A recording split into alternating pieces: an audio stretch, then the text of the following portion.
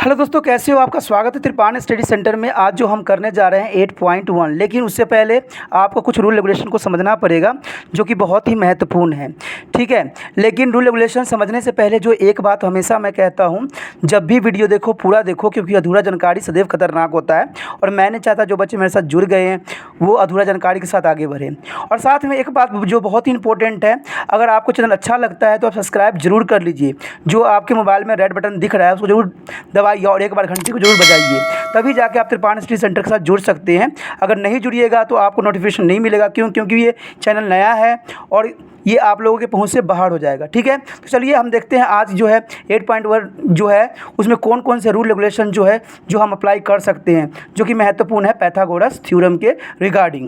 आपको पता है कोई भी ट्रायंगल कुछ इस तरह से होता है, ऐसे ही होता है ना। ठीक है, ऐसा ही होता है। इसमें आप क्या कहते हो? इसको क्या कहते हो? बेस कहते हो, बेस ही कहते हो ना आप इसको। ठीक है, इसे क्या कहते हो? परपेंडिकुलर। ठीक है, और इसे क्या कहते हो? हाइपोटेनियस, यही कहते हो। ठीक है, और यही आपको पता भी है, इसको आधार कहते हैं हिंदी में, आधार। इसे हम क्या कहते हैं? लंब। और इसे क्या कहते हैं? कर्ण। तो यही बात होता है, आपको भी समझ है और मुझे भी पता है इसके बारे में।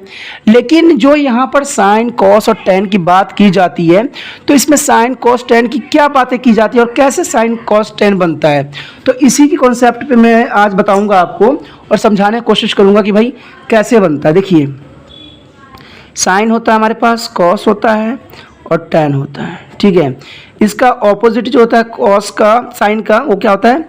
कॉस होता है। ठीक है, नहीं कॉसेक होता है, सॉरी। ठीक है, इसमें सेक होता है। ठीक है, इसका होता है सेक और इसका होता है टेन, नहीं कॉट होता है। ठीक है, ये होता है, यही होता है ना। तो ये चीज़ें होते हैं उल्टे। लेकिन जब हम इसके रिगार्डिंग चलेंगे तो इसको हम क्या बोलेंगे? ठीक है, साइन क्या होगा? साइन जो दोस्तों होता है ये होता है, पहले हम क्या लिखेंगे? लंब बटा कर्ण, ये होता है। ठीक है, तो मैं यहाँ पर डायरेक्टली सब साफ साफ कर देता हूँ। देखिए, साइन जो होता है हमारे पास क्या होता है? लंब बटा कर्ण। इंग्लिश में हम इसको कहेंगे P अपॉन हाइपोटेनियस। ठीक है, कोई प्रॉब्लम? ठीक है, अब क्या होता है? कॉस। कॉस क्या होता है? कॉस जो होता है आपका आधार बटा, ठीक है, चाहे लिखना तो लिख लो पूरा वर्ड, आधार बटा कर्ण। इसे हम इंग्लिश में कहते हैं B अपॉन H, यानी बेस अपॉन हाइपोटेनियस। ठीक है, ये तो आपको क्लियरिटी के साथ समझ में आ गया होगा। अब टेन क्या होता है? देखिए, टेन क्या बनेगा? एक कर्ण को काट दोगे तो क्या बच जाएगा? लंब बटा आधार, यानी P अपॉन B।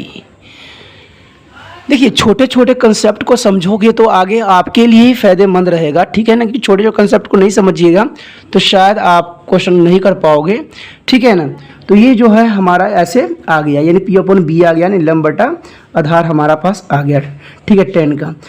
अगर आप चाहते हो इसके अगला क्वेश्चन करने का तो ये ऑपोजिट हो जाता है। जैसे साइन का मैंने बता चुका हूँ कि इसका जो होगा कॉसेक में कन्वर्ट हो जाएगा, और कॉसेक क्या होगा? कर्ण बटा लंब, उल्टा।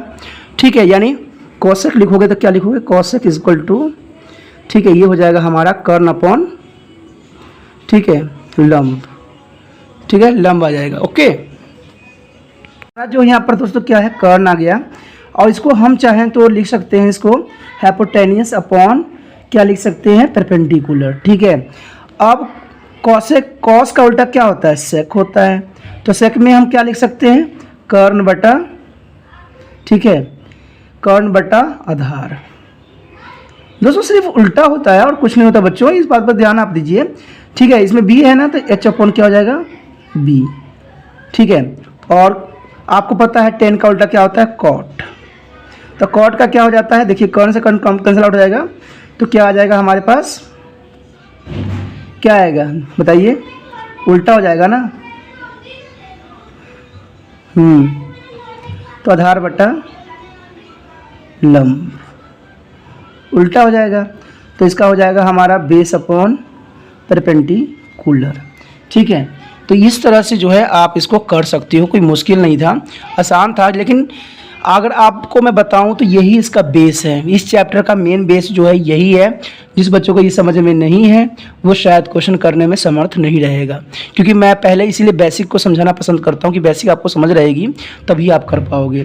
तो 8 चैप्टर के रिगार्डिंग जो है ये चीज़ें कंसेप्ट जो है आपको समझ आना चाहिए, ठीक है, कि जो हमारा परपेंडिकुलर क्या होती है, ठीक है, बेस क्या होता है, हाइपोटेन्यूस क्या होती है। तो इन चीज़ों को समझना बहुत ही आपके लिए ज़रूरी है।